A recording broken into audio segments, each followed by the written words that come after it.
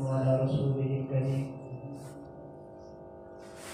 أما بعد فأعوذ بالله من الشيطان الرجيم بسم الله الرحمن الرحيم يا أيها الناس قد جاءكم برهان من ربكم وأنزلنا إليكم نورا مبينا اللهم صل على محمد وعلى آل محمد كما صليت على إبراهيم وعلى آل إبراهيم إنك حميد مجيد اللهم بارك على محمد وعلى آل محمد كما باركت على إبراهيم وعلى آل إبراهيم إنك حميد مجيد رمضان المبارک کا چاند نظر آنے کے بعد آپ کے علاقہ کی اس مسجد میں نماز تراویح میں جو قرآن کریم شروع کیا گیا تھا، آج الحمدللہ 23 رمضان 24ویں شب کو نماز تراویح میں قرآن کریم مکمل ہوا۔ میرے بھائی عزیزم حضرت مولانا حنیف صاحب دامت برکاتہم العالیہ، اللہ پاک ان کا نماز تراویح میں قرآن کریم سنانا، آپ حضرات کا سننا اپنی بارگاہ میں قبول فرمائیں۔ تکمیل قرآن کریم کے موقع پر 2-4 باتیں آپ کی خدمت میں عرض کرنی ہیں۔ اللہ تعالیٰ نے قرآن کریم میں میری اور آپ کی دنیا میں تخلیق اور آمد کا مقصد اپنی عبادت بیان فرمایا ہے۔ وَمَا خَلَقْتُ الْجِنَّ وَالْإِنسَ إِلَّا لِيَعْبُدُونِ۔ اللہ تعالیٰ نے دنیا میں ہمیں اپنی عبادت کے لیے بھیجا ہے۔ عبادت ہم کیسے کریں، عبادت کا طریقہ بتانے کے لیے اور سمجھانے کے لیے اللہ پاک نے اپنے اور اپنے بندوں کے درمیان ایک جماعت کا واسطہ رکھا جنہیں انبیاء اور رسول کہا جاتا ہے۔ نبی اللہ سے عبادت کا طریقہ لیتے ہیں اور امت کو عبادت کا طریقہ دیتے ہیں۔ اللہ کے احکام پر عمل کیسے کیا جائے، اللہ اپنے پیغمبر کو بتاتے ہیں اور پیغمبر اپنی امت کو عبادت کا طریقہ بتاتے اور کر کے دکھاتے ہیں۔ اللہ تعالیٰ نے حکم دیا نماز پڑھنے کا۔ نماز کیسے پڑھیں، اللہ اپنے نبی کو بتاتے ہیں اور پیغمبر اپنی امت کو سمجھاتے ہیں۔ اللہ پاک نے حکم دیا روزہ رکھنے کا۔ روزہ کیسے رکھا جائے، اللہ اپنے پیغمبر کو بتاتے ہیں اور پیغمبر امت کو کر کے دکھاتے ہیں۔ اللہ نے حکم دیا حج اور عمرہ کرنے کا۔ حج اور عمرہ کیسے کیا جائے، اللہ اپنے پیغمبر کو بتاتے ہیں اور پیغمبر امت کو کر کے دکھاتے ہیں۔ دنیا میں جو سب سے پہلے نبی ہیں ان کا نام ہے حضرت آدم علیہ السلام، اور دنیا میں جو سب سے آخری نبی ہیں ان کا نام ہے حضرت محمد صلی اللہ علیہ وسلم۔ حضرت آدم سے پہلے اس زمین پر کسی نبی کا وجود نہیں تھا۔ رسول اکرم صلی اللہ علیہ وسلم کی آمد کے بعد اس دھرتی پر کسی نئے نبی نے پیدا نہیں ہونا۔ اللہ پاک نے نبوت کی انتہا اور نبوت کی تکمیل امام الانبیاء صلی اللہ علیہ وسلم پر فرما دی۔ اللہ پاک دنیا میں جب بھی کسی شخص کو نبی بناتے ہیں اس نبی کو نبوت کی دلیل بھی عطا فرماتے ہیں۔ اللہ نے دنیا میں جب بھی کسی شخص کے سر پر نبوت کا تاج سجایا اسے نبوت کے دلائل بھی عطا فرمائے، تاکہ دنیا کو پتہ چلے یہ شخص اپنی طرف سے نبی نہیں بنا، اسے اللہ نے بنایا ہے۔ کھرے اور کھوٹے میں فرق ہو جائے، سچے اور جھوٹے میں فرق ہو جائے۔ اللہ پاک نے دنیا میں ہر نبی کو کچھ نہ کچھ نبوت کے دلائل، کچھ نہ کچھ نبوت کی دلیلیں عطا فرمائی ہیں۔ رسول اکرم صلی اللہ علیہ وسلم کو بھی اللہ پاک نے نبوت کی دلیلیں عطا فرمائی۔ آج کی نشست میں میں نے ان میں سے 2 دلیلیں آپ کے سامنے عرض کرنی ہے جن سے یہ ثابت ہوگا کہ رسول اکرم صلی اللہ علیہ وسلم اللہ کے نبی ہیں، اللہ نے آپ کو نبی بنا کر دنیا میں مبعوث فرمایا۔ یہ 2 دلیلیں وہ ہیں جن کا تذکرہ قرآن کریم کی اس آیت میں ہے، یا ایھا الناس قد جاءکم برہان من ربکم وانزلنا الیکم نورا مبینا۔ ایک دلیل وجود نبوت ہے اور ایک دلیل کتاب نبوت ہے۔ رسول اکرم صلی اللہ علیہ وسلم کا مبارک وجود، آپ کا مبارک جسم دلیل تھا کہ آپ اللہ کے نبی ہیں۔ اللہ نے جو آپ پر کتاب قرآن کریم نازل فرمائی، یہ قرآن کریم دلیل ہے کہ رسول اکرم صلی اللہ علیہ وسلم اللہ کے نبی ہیں۔ سب سے پہلی دلیل وجود نبوت، جسم نبوت۔ رسول اکرم صلی اللہ علیہ وسلم نے جس معاشرے میں جنم لیا، آپ کی ولادت باسعادت ہوئی، اس علاقے کا نام ہے مکہ۔ جس قوم اور قبیلے میں آپ پیدا ہوئے، اس قبیلے کا نام ہے قریش۔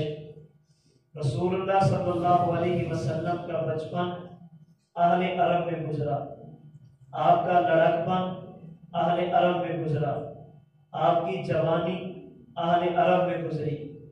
آپ نے لین دین، تجارت، معاملات، کاروبار اہل مکہ کے ساتھ فرمائے۔ آپ کی خوشی اور غمی اہل مکہ کے ساتھ تھی۔ رسول اللہ صلی اللہ علیہ وسلم کی جب عمر مبارک 40 برس ہوئی، ان 40 سالوں میں آپ علیہ السلام زیادہ عرصہ کے لیے باہر نہیں گئے۔ اگر آپ مکہ سے باہر گئے بھی ہیں تو اکیلے نہیں گئے، آپ کے خاندان والے، آپ کی برادری والے، آپ کی قوم والے آپ کے ساتھ تھے۔ 40 سال کے بعد رسول اللہ صلی اللہ علیہ وسلم نے اہل مکہ کو ایک پہاڑی کے قریب جمع فرمایا۔ جمع فرما کر پوچھا، لبثت فیکم عمرا هل وجدتمونی صادقا ام کاذبا۔ مکہ والوں، میں نے زندگی کے 40 سال تمہارے اندر گزارے، ان 40 سالوں میں میری خوشی اور غمی، میرے لین دین اور معاملات، میرا تمہارے ساتھ اٹھنا اور بیٹھنا تمہارے سامنے ہے۔ یہ بتاؤ کہ ان 40 سالوں میں کوئی ایک سال ایسا ہو جس پر تم اعتراض اور سوال کر سکو، ان میں ایک مہینہ ایسا ہو جس پر تمہیں کوئی اشکال ہو، کوئی ایک ہفتہ، کوئی ایک دن، کوئی ایک گھنٹہ، کوئی ایک منٹ، ایک سیکنڈ۔ یہ 40 سالہ میری زندگی تمہارے سامنے ہے، بتاؤ میں محمد کیسا ہوں؟ اہل مکہ نے جواب دیا، جربنا کا غیر مرۃ ما وجدنا فیک الا صدقا۔ اے محمد، ہم نے 40 سال میں تجھے کئی بار آزمانے کی کوشش کی، تیرے ساتھ معاملات کر کے، تیرے پاس امانتیں رکھ کے، تجھے اپنا حکم اور اپنا ثالث بنا کر کئی بار ہم نے تجھے آزمایا، لیکن جب بھی تجھے آزمایا تجھے سچا اور امین پایا۔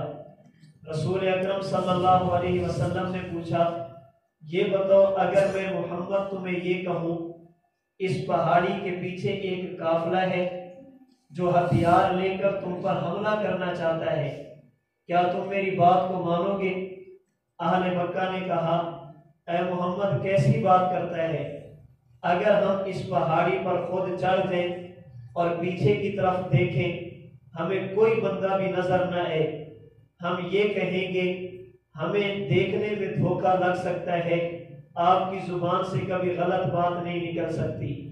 آپ نے فرمایا، اگر میری زبان پر اتنا اعتماد ہے، ایھا الناس انی رسول اللہ الیکم جمیعا، اللہ نے مجھے محمد بن عبداللہ سے محمد الرسول اللہ بنا دیا۔ قولوا لا الہ الا اللہ تفلحوا، اللہ کی الوہیت، میری نبوت کا اقرار کر لو، دنیا بھی تمہاری، آخرت بھی تمہاری۔ اہل مکہ نے رسول اللہ صلی اللہ علیہ وسلم کو پتھر مارے۔ آپ علیہ السلام نے اس دن کے بعد تقریباً 13 سال مکہ مکرمہ میں گزارے۔ ان 13 سالوں میں اہل مکہ ہر وہ ظلم جو رسول اللہ پہ کر سکتے تھے انہوں نے کیا۔ راستے میں کانٹے ڈال کر، راستے میں گڑھے کھود کر، آپ علیہ الصلوۃ والسلام کی مبارک گردن میں کپڑا ڈال کر، عبادت کے دوران آپ کی پیٹھ پر اوجھلی ڈال کر، رسول اکرم صلی اللہ علیہ وسلم کو پتھر مار کے آپ کا خون نکال کر، یہاں تک کہ آپ کے قتل کے مشورے، آپ کے قید کرنے کے مشورے، آپ کے جلا وطن کرنے کے مشورے ہوئے۔ 13 سال بعد اللہ نے آپ کو حکم دیا، آپ نے مکہ چھوڑا، مدینہ کی سرزمین پر قدم رکھا۔ اب حضور کے سامنے اہل اسلام تو اپنے تھے، جو لوگ بیگانے تھے ان میں نمبر 1 یہود، نمبر 2 عیسائی۔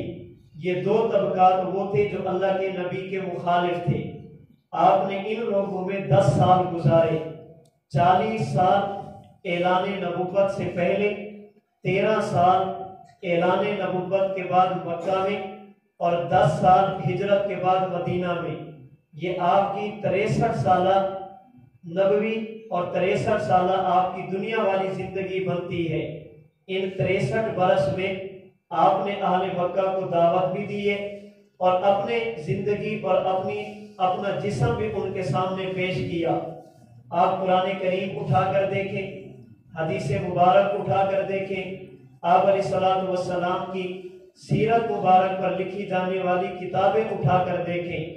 ان 63 سالوں میں اہل مکہ نے، مدینہ کے یہودیوں نے، نجران کے عیسائیوں نے رسول اللہ صلی اللہ علیہ وسلم پر ہر وہ الزام لگایا جو لگا سکتے تھے، آپ کے بارے میں ہر وہ بات کی جو کر سکتے تھے۔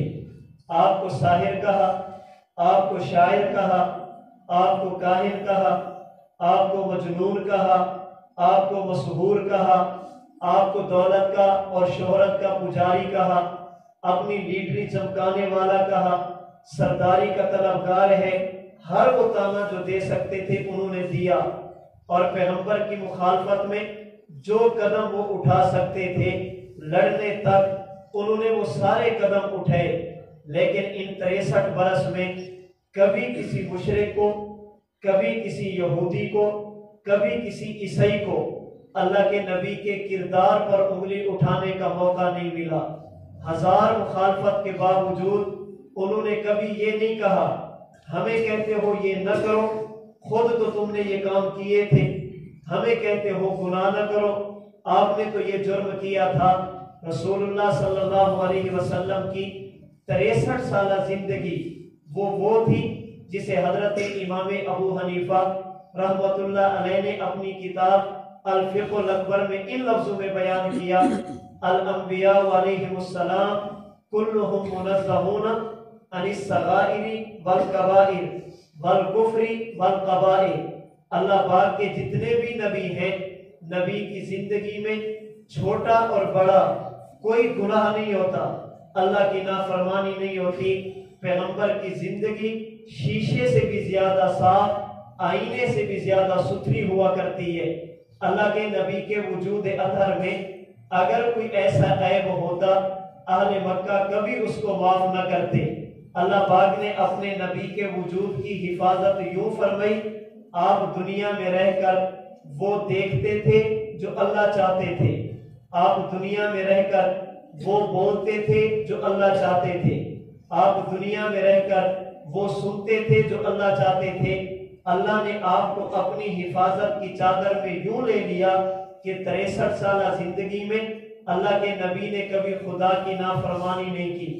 اگر پیغمبر کی زندگی میں نافرمانی ہوتی، مخالف کبھی اس کو برداشت نہ کرتا، کبھی اس کو نہ چھپاتا۔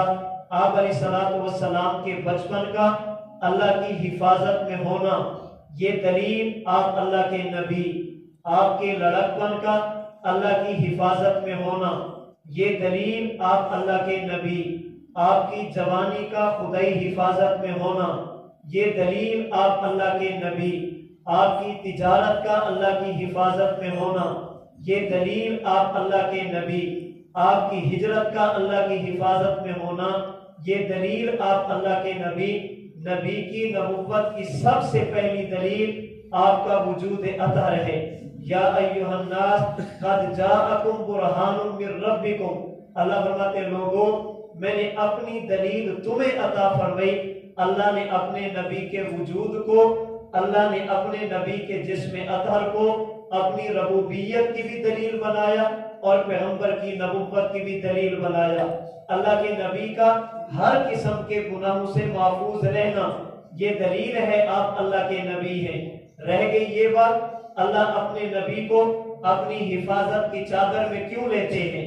علماء نے اس کی کئی وجہ لکھی ہیں، ان میں سے صرف ایک وجہ عرض کر کے اگلی بات عرض کرتا ہوں۔ حضرت مولانا محمد اسلم شیخو پوری شہید رحمت اللہ علیہ اپنے خطبات کی پہلی جلد میں لکھتے ہیں، فرماتے ہیں کہ امتی کو جس مٹی سے بنایا جائے اسے زمین کی مٹی کہتے ہیں، اور نبوت کو جس مٹی سے بنایا جائے اسے جنت کی مٹی کہتے ہیں۔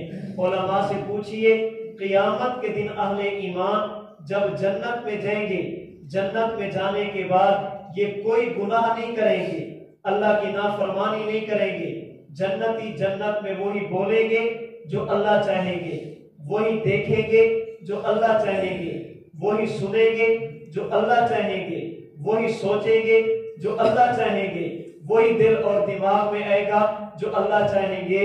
اللہ اپنے نبی کو چونکہ جنت کی مٹی سے بناتے ہیں، جس طرح قیامت کے دن اہل جنت جنت میں جائیں گے، لا یسمعون فیہا لغوا ولا کذابا، وہاں پر گناہ کا نام و نشان نہیں ہوگا، چونکہ نبی کے وجود میں جنت کی مٹی شامل ہوتی ہے، اس لیے نبی دنیا میں رہ کر وہی دیکھتا ہے جو اللہ چاہتے ہیں، وہی سنتا ہے جو اللہ چاہتے ہیں، وہی بولتا ہے جو اللہ چاہتے ہیں، جسے اللہ نے قرآن کریم میں ان لفظوں میں بیان فرمایا وما ينطق عن الهوى ان هو الا وحی یوحی۔ نبوت نے قسم اٹھا کر فرمایا والذی نفسی بیدہ ما یخرج منہ الا حق۔ حضرت عبداللہ بن عمر فرماتے ہیں میں حضور کی مجلس میں بیٹھتا، آپ بات فرماتے میں فوراً لکھ لیتا، ادھر نبوت کی زبان حرکت میں آتی، ادھر میرا قلم حرکت میں آتا، میں نبی کی ہر بات کو لکھتا۔ مجھے بعض صحابہ نے کہا آپ کی ہر بات کو نہ لکھا کرو، کبھی آپ ضرورت کی بات فرماتے ہیں، کبھی آپ غصے میں بات فرماتے ہیں، ہر بات کو نہ لکھا کرو۔ اللہ کے نبی مجلس میں بیٹھے، آپ نے بات فرمائی، دیکھا حضرت عبداللہ کا قلم آج حرکت میں نہیں ہے، آپ نے پوچھ لیا عبداللہ آج لکھتے نہیں؟ یا رسول اللہ صحابہ نے یہ بات بھی، آپ علیہ السلام نے اپنی انگلی مبارک اپنی مبارک زبان کی طرف کی، پھر فرمایا اکتب عبداللہ میں محمد جو کچھ بھی کہوں اسے لکھ لیا کرو، والذی نفسی بیدہ ما یخرج منہ الا حق، مجھے قسم ہے اس ذات کی جو میری ایک ایک سانس کا مالک ہے، محمد کی زبان جب بھی حرکت میں آتی ہے اس سے ہمیشہ حق نکلتا ہے، حق کے علاوہ کچھ نہیں نکلتا۔ مصطفیٰ ہرگز نہ گفت تا نہ گفتے جبرائیل، جبرائیل ہم نہ گفت تا نہ گفتے کردگار۔ ہمارا عقیدہ ہے اللہ کے نبی اس وقت تک نہیں بولتے تھے جب تک جبریل نہیں آتے تھے، اور جبریل اس وقت تک نہیں آتا تھا جب تک رب جلیل نہیں بھیجتے تھے۔ اللہ بھیجے تو جبریل آتا ہے، جبریل ہے تو حضور بولتے ہیں۔ اللہ نے اپنے نبی کو آپ کی نبوت پر جو سب سے بڑی دلیل عطا فرمائی وہ آپ کا وجود اطہر تھا۔ یہی وجہ ہے آج اگر حضور کے بعد دنیا میں کوئی بدبخت اٹھ کر یہ کہے میں اللہ کا نبی، یہ کہے مجھے اللہ نے نبوت عطا فرمائی، ہم باقی باتیں بعد میں کریں گے، پہلے اس کی زندگی پر بات کریں گے۔ یہ دیکھتا کیا تھا، یہ بولتا کیا تھا، یہ سنتا کیا تھا، یہ کھاتا کیا تھا، یہ پیتا کیا تھا، سب سے پہلے اس کی سیرت، اس کی زندگی پہ بات کی جائے گی۔ آیا اس کی زندگی ایسی ہے جو نبی کی زندگی والی ہو؟ اللہ کے رسول صلی اللہ علیہ وسلم کے بعد اس دھرتی پر کسی ماں نے ایسا بیٹا نہیں جنا جس کی زندگی کے بارے میں یہ دعویٰ کیا جا سکے اس میں کوئی عیب موجود نہیں، اس کی زندگی بے عیب ہے۔ اللہ نے اپنے پیغمبر کو بے عیب پیدا فرمایا۔ آپ کے بعد اگر کوئی بندہ نبوت کا دعویٰ بھی کرے، بد نظری بھی کرے، نبوت کا دعویٰ بھی کرے، پھر زبان سے جھوٹ بھی بولے، نبوت کا دعویٰ بھی کرے اور زبان سے گالیاں بھی دے، نبوت کا دعویٰ بھی کرے، اور شراب بھی پیے، نبوت کا دعویٰ بھی کرے اور غیر محرم عورتوں سے ٹانگیں بھی دبوے، نبوت کا دعویٰ بھی کرے اور کبھی کبھی زنا کر لے، وہ دنیا کا بدبخت انسان تو ہو سکتا ہے، اللہ کا نبی اور رسول نہیں ہو سکتا۔ اللہ کے نبی کے وجود اطہر، آپ کی نبوت پر سب سے پہلی دلیل آپ کا وجود اطہر ہے۔ اللہ نے اپنے نبی کو بے عیب بنایا، اپنی حفاظت کی چادر میں لیا، آپ کے سر مبارک کے بالوں سے لے کر پاؤں مبارک کے ناخن تک آپ کا مکمل جسم دلیل ہے۔ آپ نبی بنے نہیں، اللہ نے بنایا ہے۔ آپ نے اپنی طرف سے دعوی نبوت نہیں فرمایا، بلکہ اللہ نے آپ کے سر پر نبوت کا تاج سجایا ہے۔ یہی وجہ ہے دنیا میں جب بھی کسی بدبخت نے اللہ کے نبی پر عیب لگایا، نبی کو تانے دیے، نبی پر الزام لگے ہیں، جواب نبوت نے نہیں دیا، جواب اللہ نے خود دیا ہے۔ اس لیے کہ حضور نبی بنے تھے، اللہ کے نبی خود نہیں بنے تھے، اللہ نے آپ کو نبی بنایا تھا۔ جس خدا نے آپ کو نبی بنایا اس خدا نے آپ کی حفاظت بھی فرمائی ہے، اور اگر کسی نے نبوت پر سوال کیا اللہ نے سوال کا جواب بھی دیا ہے۔ آپ کے نبی ہونے پر سب سے پہلی دلیل آپ کا مبارک وجود ہے۔ وَأَنزَلْنَا إِلَيْكُمْ نُورًا مُبِينًا، اللہ نے دوسری دلیل بیان فرمائی، حضور اللہ کے نبی، آپ نے نبوت کا دعویٰ اپنی طرف سے نہیں کیا، اللہ نے آپ کو نبوت کی دلیل عطا فرمائی۔ وہ دلیل کیا ہے؟ وہ قرآن کریم ہے۔ یاد رکھنا اللہ پاک کی عادت یہ ہے، حضرت آدم سے لے کر رسول اللہ صلی اللہ علیہ وسلم تک اللہ نے جتنے بھی نبی بھیجے، اللہ نے جن انبیاء کو معجزات دیے، نبوت کے دلائل دیے، ان میں ایک آدھ دلیل ایسی ہوتی ہے جو اس علاقے میں رائج ہوتی ہے۔ اللہ اپنے نبی کو نبوت کی دلیل ایسی عطا فرماتے ہیں جو چیز علاقے میں چل رہی ہوتی ہے، نبی کی نبوت کی دلیل اسی سے ملتی جلتی ہوتی ہے۔ جس چیز کا لوگوں میں رواج ہوگا، لوگوں میں شہرت ہوگی، اللہ نبی کو نبوت کی دلیل دیں گے جو اسی سے ملتی جلتی ہوگی۔ اب پتہ کیسے چلے گا کہ یہ لوگوں کی طرف سے، یہ اللہ کی طرف سے، یہ لوگوں کی طرف سے، یہ نبی کی نبوت کی دلیل ہے؟ اصول ذہن میں رکھنا، کائنات کا اصول یہ ہے، جس کا مقابلہ اور جس جیسی چیز دنیا کے انسان بنا سکے، اس کا معنی یہ ہوگا کہ یہ چیز بھی انسان نے بنائی، اور اگر اس جیسی چیز انسان نہ بنا سکے، اس کا معنی یہ ہوتا ہے کہ یہ بھی انسان نے نہیں بنائی۔ سمجھانے کے لیے مثال دوں گا، یہ میرے سر پہ ٹوپی، میں آپ سے پوچھوں کیا اس طرح کی ٹوپی کوئی بندہ بنا سکتا ہے؟ آپ کہیں گے مولانا ایک نہیں، اس طرح کی لاکھوں ٹوپیاں اس وقت مارکیٹ میں موجود ہیں۔ اس کا معنی یہ ہے یہ جو میرے سر پہ ٹوپی یہ انسان نے بنائی ہے۔ کیوں؟ اس لیے کہ اس طرح کی اور ٹوپی انسان بنا سکتا ہے۔ میرے ہاتھ میں گھڑی، میں پوچھوں اس طرح کی گھڑی کوئی اور بنا سکتا ہے؟ آپ کہیں گے کروڑوں موجود ہیں۔ اس کا معنی یہ ہے کہ یہ بھی انسان نے بنائی ہے۔ اگر میں آپ سے سوال کروں یہ جو ٹوپی کے نیچے سر ہے، کیا دنیا کے سارے انسان مل کر اس طرح کا ایک سر بنا سکتے ہیں؟ آپ جواب دیں گے نہیں بنا سکتے۔ اس کا معنی یہ ہے یہ سر بھی انسان نے نہیں بلکہ اللہ نے بنایا۔ میرا یہ ہاتھ اور بازو جس میں گھڑی ہے، کیا اربوں انسان مل کر اس طرح کا ایک ہاتھ بنا سکتے ہیں؟ آپ کہیں گے نہیں بنا سکتے۔ اس کا معنی یہ ہے کہ یہ بھی انسان نے نہیں اللہ نے بنایا۔ ٹوپی انسان اور بنا سکتا ہے، اس کا معنی یہ بھی انسان نے بنائی۔ سر انسان نہیں بنا سکتا، اس کا معنی یہ ہے کہ اللہ نے بنایا۔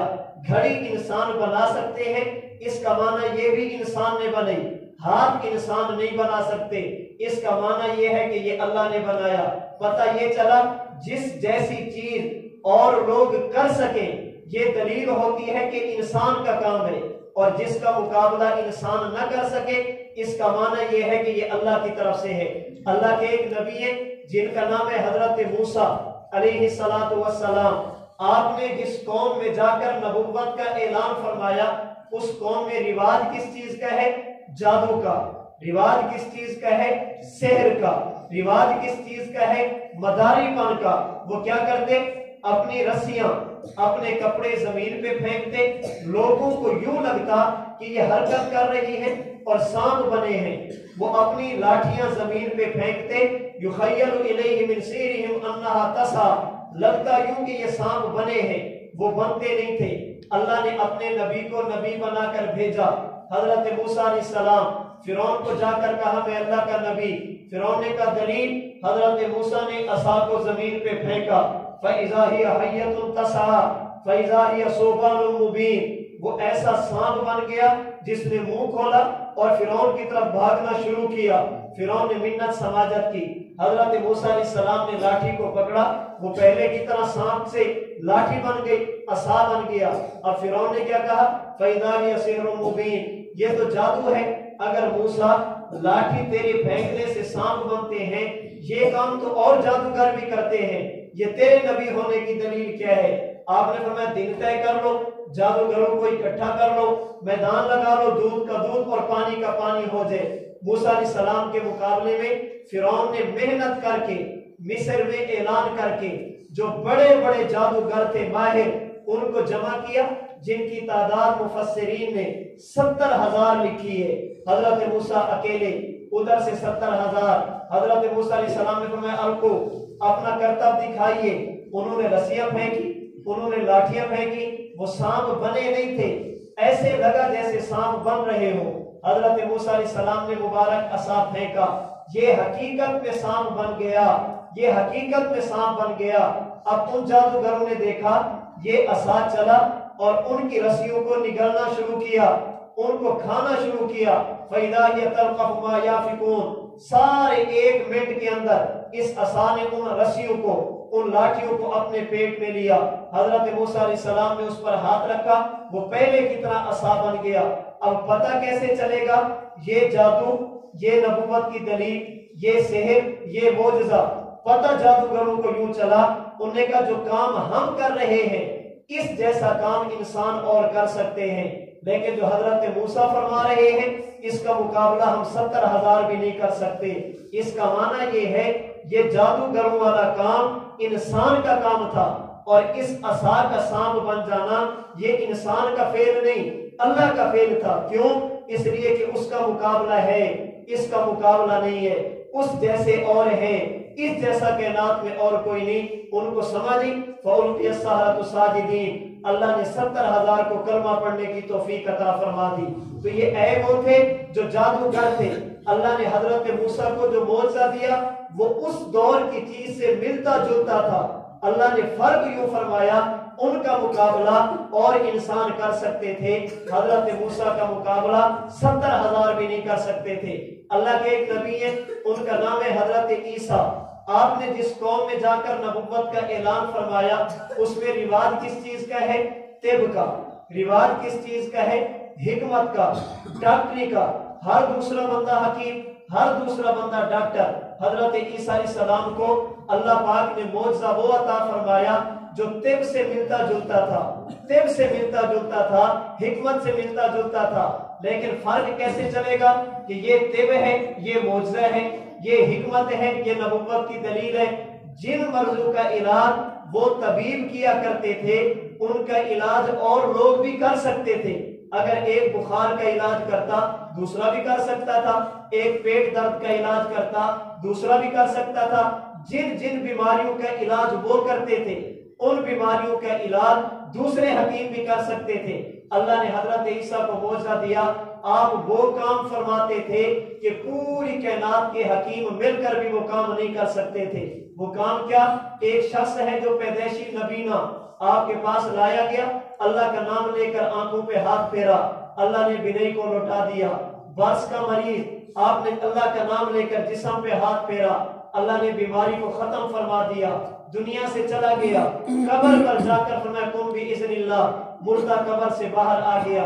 یہ آپ کے معجزات وہ تھے جو طب اور حکمت سے ملتے جلتے تھے، لیکن اللہ نے فرق یوں فرمایا جن مرضوں کا علاج طبیب کرتے تھے ان کا علاج اور لوگ بھی کر سکتے تھے، لیکن جن بیماریوں کا علاج اللہ نے حضرت عیسیٰ کے ہاتھ میں رکھا تھا ان کا علاج کروڑوں اور اربوں حکیم مل کر بھی نہیں کر سکتے تھے۔ اس کا معنی یہ وہ حکمت ہے، یہ معجزہ ہے، وہ طب ہے، یہ نبوت کی دلیل ہے۔ اب آئیے خاتم الانبیاء صلی اللہ علیہ وسلم کے دور کی طرف۔ آپ نے جس قوم میں نبوت کا اعلان فرمایا اس قوم میں رواج کس چیز کا ہے؟ شہرت کس چیز کا ہے؟ فصاحت کا، بلاغت کا، بولنے کا۔ وہ کہتے تھے جیسا ہم بولتے ہیں ویسا کائنات میں کوئی بندہ بھی نہیں بول سکتا، جیسی بات ہم کرتے ہیں ایسی بات کائنات میں لوگ نہیں کر سکتے۔ یہی وجہ ہے جو علاقہ رسول اللہ صلی اللہ علیہ وسلم کے آبائی علاقے والا ہے اسے کہا جاتا ہے عرب۔ جہاں پر میں اور آپ بیٹھے ہیں اسے کہا جاتا ہے عجم۔ عرب کا معنی ہوتے بولنے والے، عجم کا معنی ہوتے گونگے۔ وہ کہتے تھے جیسے ہم بولتے ہیں ہمارے مقابلے میں کوئی بھی نہیں بول سکتا۔ مجلس لگتی، ساری رات گزر جاتی، ایک بندہ بات کرتا دوسرا مقابلے میں کرتا، ایک شعر کہتا دوسرا مقابلے میں شعر کہتا، یوں انہیں اپنی فصاحت اور بلاغت پہ ناز تھا۔ آپ نے دنیا میں آنکھ کھولی، 40 سال ان میں گزارے، 40 سال کے بعد فرمایا لوگو میں اللہ کا نبی، اے محمد نبوت کی دلیل، فرمایا اقرا بسم ربک الذی خلق خلق الانسان من علق اقرا وربک الاکرم الذی علم بالقلم علم الانسان ما لم یعلم۔ اللہ نے مجھے قرآن عطا فرمایا، اللہ نے مجھے کتاب عطا فرمائی، اللہ نے میرے اوپر وحی نازل کی۔ کہنے لگے محمد ان ھذا الا قول البشر، یہ اللہ کا کلام نہیں، توجہ، یہ اللہ کا کلام نہیں، یہ آپ کا اپنا کلام ہے، آپ نے خود بنایا اللہ کی طرف منسوب کر دیا۔ آپ علیہ الصلوۃ والسلام چپ ہیں۔ اللہ نے قرآن کریم میں 4 چیلنج دیے، فرمایا مکہ والو اگر یہ کلام میرا نہیں میرے نبی کا ہے، اگر میں نے نہیں اتارا میرے نبی نے خود بنایا ہے، تم بھی اہل زبان ہو، اپنی فصاحت اور بلاغت پر تمہیں ناز ہے، تم سمجھتے ہو جیسا ہم بولتے ہیں کائنات میں کوئی بندہ بول نہیں سکتا۔ میرے نبی نے تو کسی سے پڑھا بھی نہیں ہے، تم نے تو پڑھا بھی ہے، میرا نبی تو کسی کا شاگرد بھی نہیں ہے، تمہارے تو دنیا میں استاد بھی موجود ہیں۔ یوں کرو سارے مل کر بیٹھو، اگر تم اپنا کام نہیں کر سکتے لئن اجتمعت الانس والجن، جنات کو بھی اپنے ساتھ ملا لو، اور جنات کے علاوہ بھی وَدْعُوا شُهَدَاءَكُم مِّن دُونِ اللَّهِ إِن كُنتُمْ صَادِقِينَ۔ جہاں جہاں تمہارے تعلقات، دنیا کے سارے فصیح سارے بلیغ لوگ اکٹھے کرو، پھر اس قرآن کریم جیسا قرآن لے کر آؤ۔ اگر تم نے قرآن جیسا قرآن بنا لیا اس کا معنی یہ کہ یہ میرے نبی نے بنایا۔ کیوں؟ میں نے اصول دیا کہ جس جیسی چیز انسان بنا سکے اس کا معنی یہ بھی انسان نے بنائی۔ اگر تم قرآن جیسا قرآن بنا لو گے اس کا معنی کہ یہ بھی میرے نبی نے بنایا۔ اہل مکہ نے کوشش کی، کامیاب نہیں ہوئے، مانا پھر بھی نہیں۔ اللہ نے چیلنج میں کمی کی، فرمایا فاتو بعشر سور مثلہ، اگر قرآن جیسا قرآن نہیں بنا سکتے 10 صورتیں بنا لو جیسے میرے نبی پر قرآن اترا، 10 صورتیں بنا کر لے آؤ۔ اس پر بھی عاجز ہوئے، اللہ نے مزید نرمی کی، فرمایا فاتو بسورۃ مثلی، اس جیسی کوئی ایک صورت ہی بنا کر لے آؤ، نہیں بنا سکتے، اللہ نے اور نرمی کی، فرمایا فلیاتوا بحدیث مثلہ، ایک آیت ہی بنا کر لے آؤ۔ قرآن بناؤ، نہیں بنتا، 10 صورتیں بناؤ، نہیں بنتی، ایک بنا کر لے آؤ، نہیں بنتی، ایک آیت بنا کر لے آؤ۔ لیکن فرمایا میرا چیلنج فَإِن لَمْ تَفْعَلُوا، تم نہیں کر سکو گے، وَلَن تَفْعَلُوا، اور کبھی بھی نہیں کر سکو گے، فَاتَّقُوا النَّارَ، اگر تمہارے بس میں نہیں پھر بچو جہنم کی آگ سے، بچو میرے نبی کی مخالفت سے۔ آل مکہ نے پورا زور لگایا قرآن کریم کی مخالفت، قرآن جیسا قرآن بنانے کی، لیکن اس میں کامیاب نہیں ہوئے۔ میں ایک بات عرض کرنے لگا ہوں، میری اس بات کو اپنے دل کے کانوں سے سنیے۔ آج 1443 ہجری جناب رسول اللہ صلی اللہ علیہ وسلم کو دنیا سے پردہ فرمائے ہوئے 1432 سال گزر گئے، آپ دنیا سے تشریف لے گئے۔ آپ نے اس سے پہلے 23 سال تک دنیا میں اعلان فرمایا لوگوں میں اللہ کا نبی، گویا 1456 سال اس بات کو گزر گئے۔ آپ علیہ الصلوۃ والسلام نے یہ بات ارشاد فرمائی، فرمایا مکہ والوں میں اللہ کا نبی نہیں مانتے، فرمایا قرآن کریم یہ مجھ پر نازل کیا گیا، انہوں نے نہیں مانا۔ قرآن کریم نے 4 چیلنج کیے، 1456 سال، 1450 سال گزر گئے۔ میں بڑی تحدی کے ساتھ، وسعت کے ساتھ یہ بات کہہ سکتا ہوں، جہاں تک میں نے پڑھا ان 1450 سال میں آپ کو ایسے سینکڑوں افراد ملیں گے جو قرآن کریم کی مخالفت میں 1000 سے بھی زائد صفحات لکھیں گے۔ قرآن کریم کی مخالفت میں ایک ایک گھنٹہ بیان کریں گے، قرآن کریم کی مخالفت میں کئی کئی جلدیں لکھیں گے، قرآن کی مخالفت میں کئی جلدیں لکھنے والے آپ کو سینکڑوں افراد ملیں گے، لیکن 1450 سال میں آپ کو ایک بندہ بھی ایسا نہیں ملے گا جس نے قرآن کریم کی چھوٹی سی سورت جیسی کوئی سورت بنائی۔ ہزار چاہنے کے باوجود بھی یہ تو ہوگا، پورا دن قرآن کے خلاف بات کرے گا، لیکن ایسا نہیں ہو سکتا کہ 2 منٹ بیٹھ کر قرآن جیسا قرآن بنا کر لے۔ اس کا معنی یہ ہے کہ جب پوری دنیا کفر قرآن کریم کا مقابلہ کرنے سے عاجز ہے، اس کا معنی یہ ہے کہ یہ حضور کا کلام نہیں، یہ اللہ کا کلام ہے۔ اللہ نے آپ کو عطا فرمایا اور آپ کی نبوت کی دلیل کے طور پر اللہ نے آپ کے حوالے فرمایا۔ قرآن کریم کے حوالے سے ایک بات یہ بھی ذہن میں رکھیے، اللہ نے آپ سے پہلے کائنات میں جتنے بھی نبی گزرے ان انبیاء کو اللہ نے جتنی نبوت کی دلیلیں عطا فرمائی، آج اگر ان کی امت ہم سے بات کرنا چاہے وہ اپنے نبی کی نبوت کی دلیل بتا تو سکتے ہیں، دکھا نہیں سکتے۔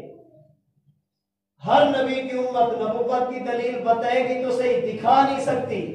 اگر کوئی ہم سے بات کرے، اگر پوچھنا چاہے گا، ہم اپنے نبی کی نبوت کی دلیل بتا بھی سکتے ہیں۔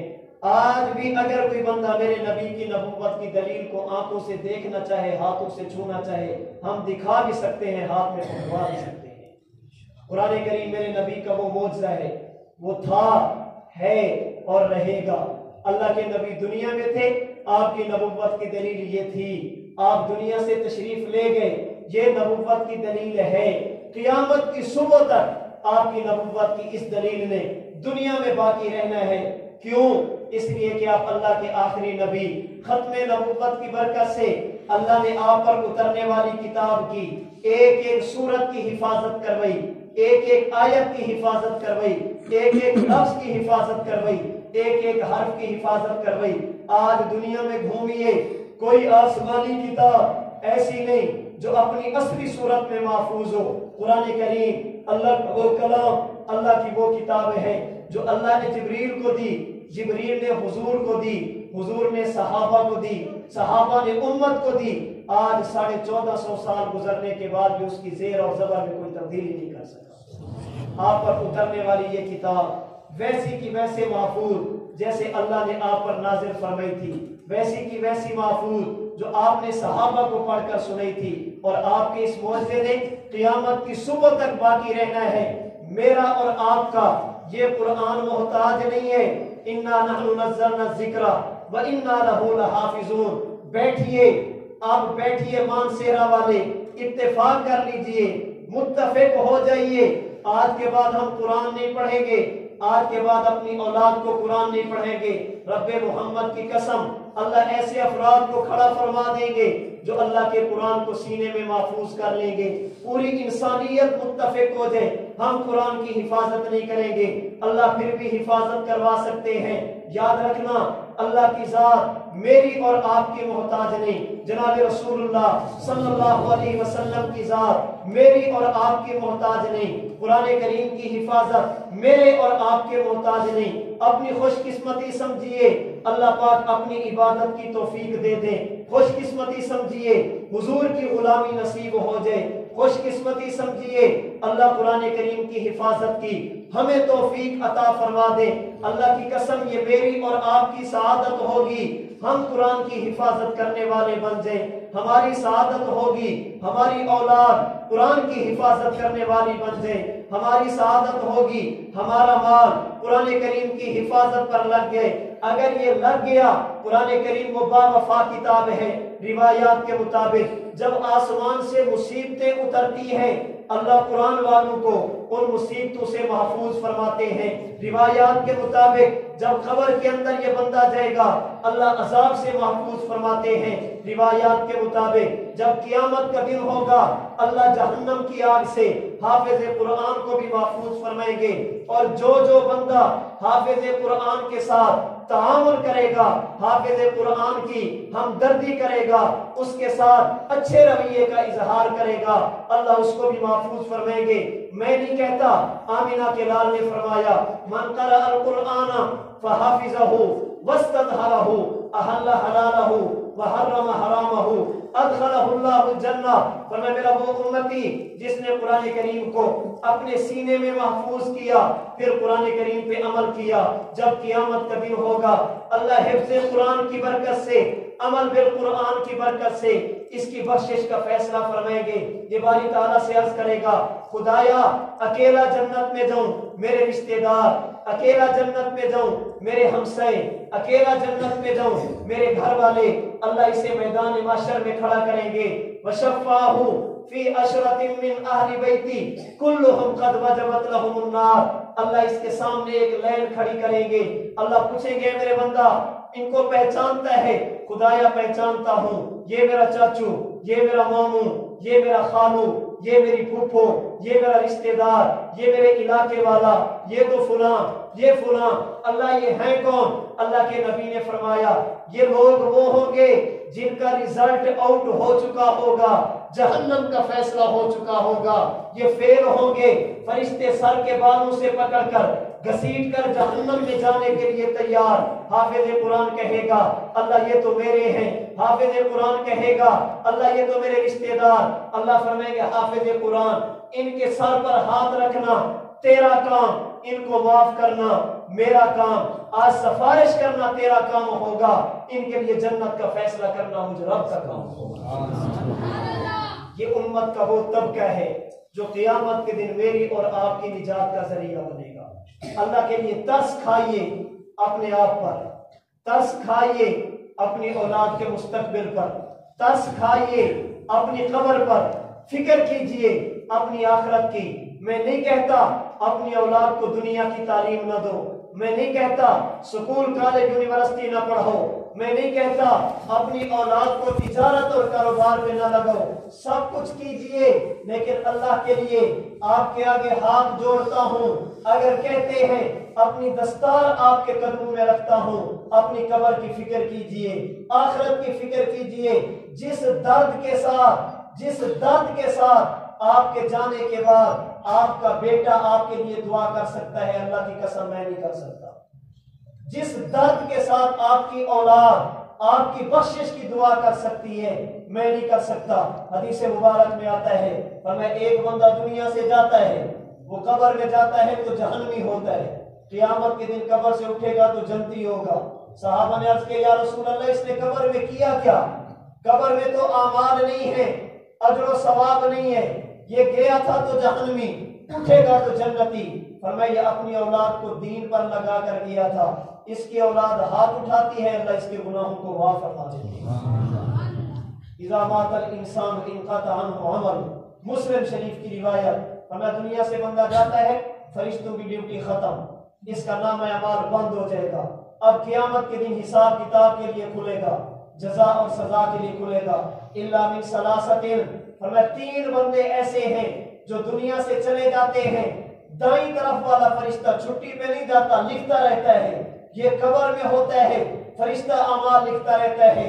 मिन सदक़तिन जारिया, सदका जारिया करके दिया, मस्जिद बना दी, मस्जिद में चटाई बिछा दी, मस्जिद में पंखा लगा दिया, पानी का इंतजाम कर दिया, दरख्त लगा दिया, कुआं खुदवा दिया, किसी के लिए पानी का इंतजाम कर दिया, मदरसा बना दिया, मदरसे में पढ़ने वाले तालिब इल्म को किताब लेकर दे दी, कुरान लेकर दे दिया, उनकी खुराक का इंतजाम किया। ये जब तक निजाम चलता रहेगा, इसने एक को पढ़ाया, एक ने 10 को पढ़ाया, 10 ने 100 को पढ़ाया, 100 ने 1000 को पढ़ाया, इसने 1 रुपया लगाया। ये जब तक तालीम का सिलसिला चलता रहेगा, 1000 बंदे इल्म पढ़ेंगे, ये फरिश्ता 1000 का अजर लिखेगा। सदका जारिया ऐसी चीजें हैं, बंदा दुनिया से चला जाता है, फरिश्ते की ड्यूटी खत्म नहीं, ये लिखता रहता है। नंबर 2 फरमाया औवलदिन सालिहिन यदऊ लहू, नेक औलाद जो दुनिया में छोड़कर गया, 5 वक्त नमाज पढ़ेगी। रब्बी जअलनी मुकीमस सलाह व मिन ज़ुर्रियती रब्बना व तक़ब्बल दुआ रब्बना इग़फिरली व लिवालिदैया वलिल मुमिनीन यौम यक़ूमुल हिसाब। अल्लाह मुझे भी बख्श दे, मेरे वालिदैन को भी बख्श दे। ये दुआ करेगा, फरिश्ता लिखता जाएगा।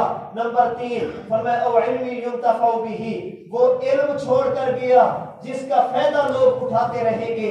जब तक उस इल्म पे अमल करने वाले रहेंगे अल्लाह इनको अजर सवाब अता फरमाते रहेंगे। अल्लाह के लिए फिक्र कीजिए, अपनी कब्र की फिक्र कीजिए, अपनी आखिरत की। कुरान करीम का यही पैगाम है, नबुव्वत की दलील का यही तकाजा है। मैं और आप कुरान करीम को सीने से लगाने वाले बन जाएं। आइए अहद कीजिए, अपने दिल में इरादा कीजिए, खुदाया जो हो गया सो हो गया, आज के बाद तेरी किताब को सीने से लगेंगे। अल्लाह तेरी किताब को पढ़ेंगे भी सही, तेरी किताब को समझेंगे भी सही, तेरी किताब पर अमल भी करेंगे। आइए इरादा कीजिए, अल्लाह हमारी औलाद तेरे दीन के लिए कुर्बान। अल्लाह बाकी बातें सारी बात की, अपनी औलाद को कुरान की तालीम देंगे, अपनी औलाद को दीन की तालीम देंगे। अल्लाह तू माल देगा, उसका कुछ न कुछ हिस्सा हम खिदमत कुरान पर लगेंगे। अल्लाह हमारी जवानी तेरी किताब की हिफाजत के लिए, हमारी सेहत तेरी किताब की हिफाजत के लिए, हमारे जिस्म का एक एक हिस्सा तेरी किताब की हिफाजत के लिए। अल्लाह हमारा माल, हमारी औलाद, हमारे अहलो अयाल तेरी किताब की हिफाजत के लिए। अगर मैंने और आपने इस इरादे को लेकर आगे चले, इस किताब की हिफाजत की, अल्लाह की कसम अल्लाह दुनिया में भी सुकून देंगे, अल्लाह कब्र में भी सुकून देंगे, अल्लाह आखिरत में भी सुकून देंगे। अल्लाह पाक मुझे और आपको कुरान करीम की हिफाजत की तौफीक अता फरमाए। अल्लाह हमें हमारी आने वाली नस्लों को दीन की खिदमत के लिए कबूल फरमा ले। अल्लाह माल वो अता फरमाए जो अल्लाह के दीन पे लग जाए, अल्लाह जवानी वो दे जो अल्लाह के दीन पे लग जाए, अल्लाह बुढ़ापा वो दे जो अल्लाह के दीन पे लग जाए, अल्लाह सेहत वो दे जो खुदा के दीन पे लग जाए। अगर बीमारी आ जाए तो बीमारी भी वो हो जो अल्लाह के दीन पे लग जाए। अगर राहत मिले अल्लाह के दीन पे लग जाए, परेशानी आ जाए वो भी दीन पे लग जाए। अल्लाह ताला मुझे और आपको इन बातों पर अमल करने की तौफीक अता फरमाए। व आखिर दावाना